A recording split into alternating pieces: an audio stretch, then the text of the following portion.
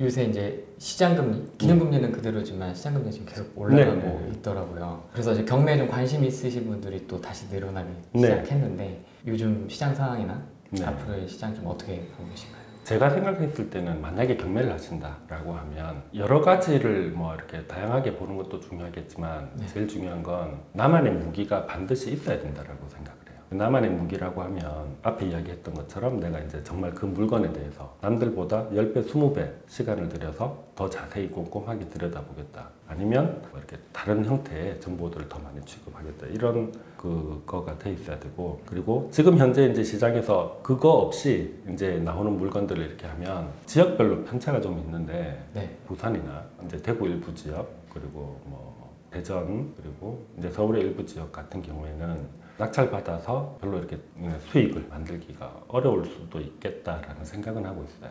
우리 보통 그 사이클로 이렇게 따지면 시장이 이제 상승했다가 이제 조정기 약간 하락했다가 다시 상승하고 뭐 이렇게 하는 구간을 거치잖아요. 일반적으로 지금 이제 시장마다 지금 저희가 이제 그걸 지인지수로 표현을 해놨는데 어떤 지역은 지금 굉장히 많이 올라가 있어요.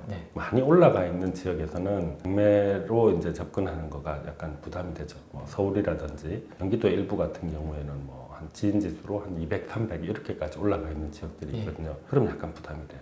특히나 지금은 대출 규제가 걸려 있기 때문에 자기 자금이 많이 들어가야 되고 반면에 지인지수가 바닥에서 약간 이렇게 올라가고 있는 지역들 있죠. 이런 지역들은 좀 괜찮아요. 마이너스를 이제 벗어나서 플러스로 전환이 됐다든지 이런 지역은. 왜 그러냐면 감정평가가 6개월 전이 되니까 이거는 이제 지금 플러스로 전환을 했다는 말은 가격이 이제 오를 준비가 돼 있다는 이야기거든요.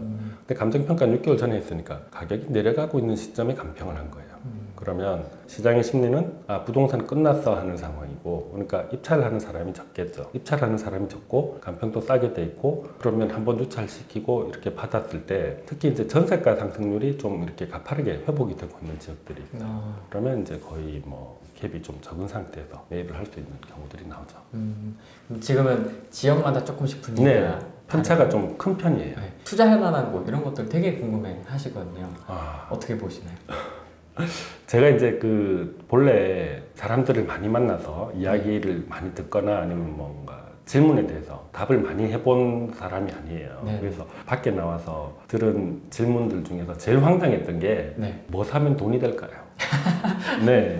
뭐 이렇게 자금의 규모라든지 아니면 뭐 보유하는 기간이라든지 뭘 어떻게 운영을 하겠다 이런 거 전혀 없이 뭐 사면 돈이 될까요? 라고 이제 질문하시는 분들이 계세요. 그게 두 가지 측면에서 그 질문을 받아들이기가 어려운 게, 하나는 그냥 괜찮은 땅 사면 됩니다. 물가만큼은 오릅니다. 돈이 된다가 얼마나 돈이 되는지가 모르는 거잖아요.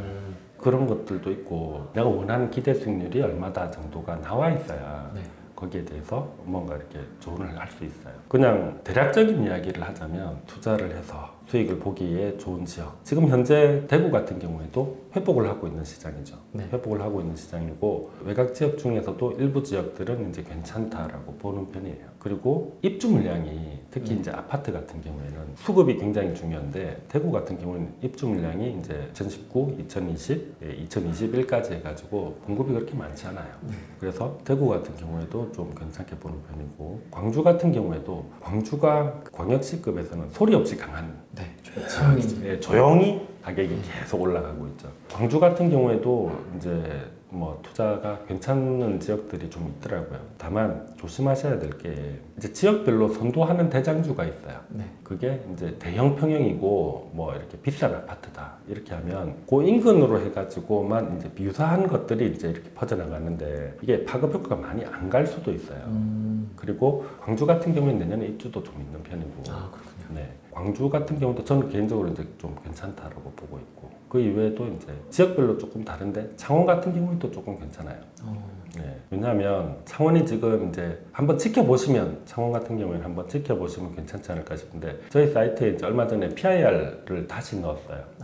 외부에 이제 지금 다시 친구들이 개발을 지금 개발자들이 일을 하고 있는지 모르겠지만 어제 저녁에 제가 테스트로 이제 잠깐 해봤는데 창원 같은 경우에 2008년도 9년도에 PIR을 보면 한 7 정도가 나와요. 많이 나올 때가. 지금은 이제 한 6이 안 돼요. 그러면 과거의 어떤 가격에 비해서 이제 떨어진 거죠. 그런데 창원 같은 경우에는 중심부에 대장 역할을 했던 아파트들도 이제 이런 것들이 많이 깨지고 있는 거예요. 그러면 한번 지켜볼 만한 거죠. 내가 들어갈 타이밍이 어떻게 될런지에 대해서도. 그리고 경기도 쪽에서도 지금 강남이 움직이고 분당이 움직이고 그 영향을 받아서 이제 용인이라든지 이 인근으로 이렇게 퍼져나가고 있잖아요. 예. 이게 이제 말하자면 울산에 이제 현대자동차가 있죠. 네. 울산에 현대자동차가 있고 1차 벤더가 있어요. 그리고 2차 벤더가 있고 현대자동차가 장사가 잘 돼서 얘들이 막 발주를 많이 했어요. 그럼 1차 밴드도 자기들도 이제 발주가 더 많이 돼서 돈을 벌겠죠. 마찬가지로 2차 밴드 이런 식으로 이제 파급 효과가 이렇게 퍼져나가는 거예요.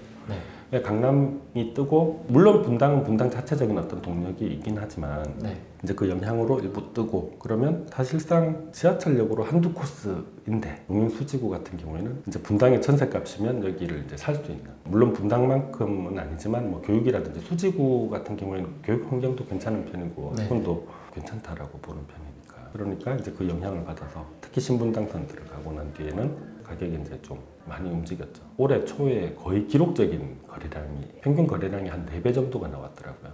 그 정도면은 이제 그게 파급 효과가 넘어갈 거니까 그 정도 되지 않을까. 그리고 마찬가지로 경기 남부 쪽에서는 의왕이라든지 안양 쪽 이런 쪽도 좀 괜찮다고 보고 있어요.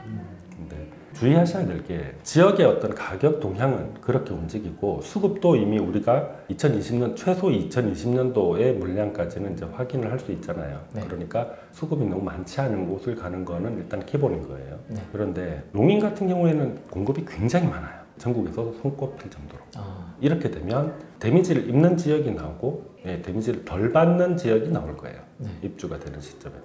그런 부분들은 조금 조심하셔야 되겠죠. 뭐 다 얘기해 주셔가지고 뭐 눈을 귀를 쫑긋 세우고 뭐 지금 듣고 계실 것 같은데